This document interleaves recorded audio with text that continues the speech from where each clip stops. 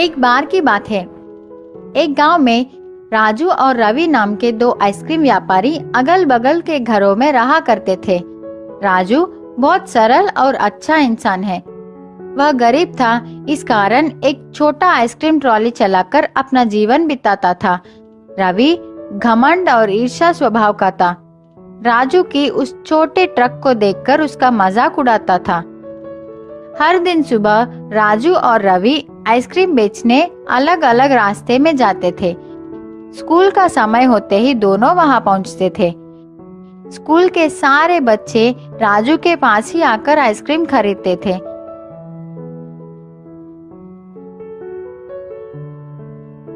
रवि का ice cream trolley तो बहुत सुंदर और बड़ी थी, लेकिन कोई भी रवि के पास आकर आइसक्रीम नहीं खरीदता।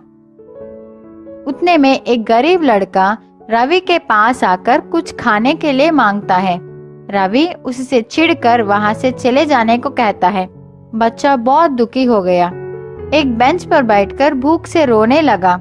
राजू को उस बच्चे की ऐसी हालत देखकर अपनी बचपन याद आई। राजू की बचपन भी ऐसी ही भी थी, वो भी एक अनाथ था। राजू बच्चे के पास गया, उसे आइसक्रीम देकर खाने को कहा। पूछा, छोटू तुम्हारा नाम क्या है? तेरे कोई नहीं है क्या?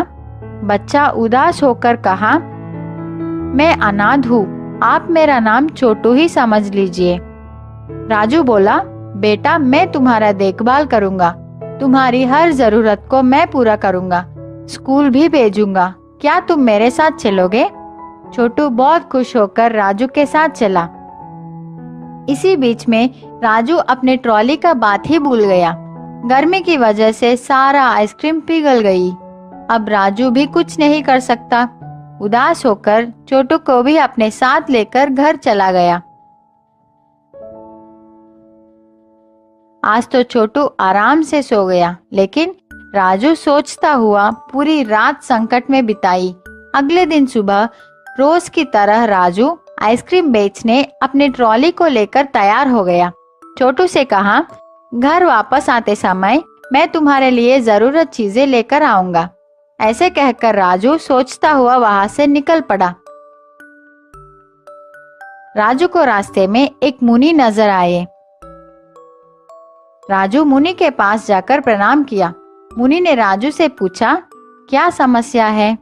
राजू बोला, मैं अपने इस छोटे गाड़ी से अब तक जीवन चला रहा हूँ, लेकिन अब तो मुझे एक बालक का भी ख्याल रखनी है।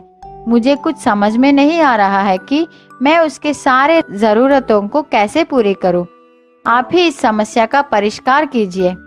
मुनि ने कहा, मैं सब समझ गया। मैं तुझे एक बड़ा जादुई आइसक्रीम ट्रॉली दे रहा हूँ।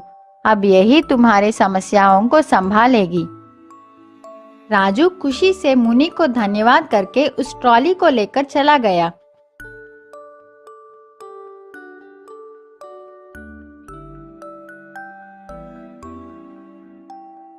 रास्ते में आइसक्रीम भेजता हुआ जा रहा था। इतने में उसको शक लगा कि इतने सारे आइसक्रीम कहाँ से आ रहे हैं? मैं तो इतना नहीं लाया। वह डब्बे को खोलकर देखा तो राजू चौंक गया। उसको समझ आ गया कि ये सब मुनि की महिमा है। रोज की तरह राजू स्कूल के पास आ गया। रवि को राजू की इस नए ट्रॉली को देखकर जलन होने लगा। राजू को इस दिन अच्छा व्यापार हुआ, बहुत पैसे भी मिले। उन पैसों से राजू छोटू के लिए नए बैग, पुस्तक, कपड़े खरीदकर घर लौटा। छोटू बहुत खुश हो गया।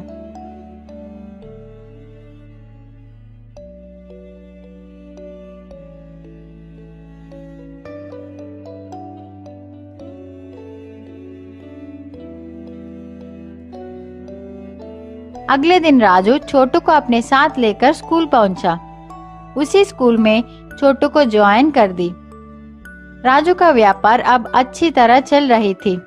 कुछ दिनों के बाद राजू का जीवन कुछ ज्यादा ही बदल गया। बहुत धनवान हो गया।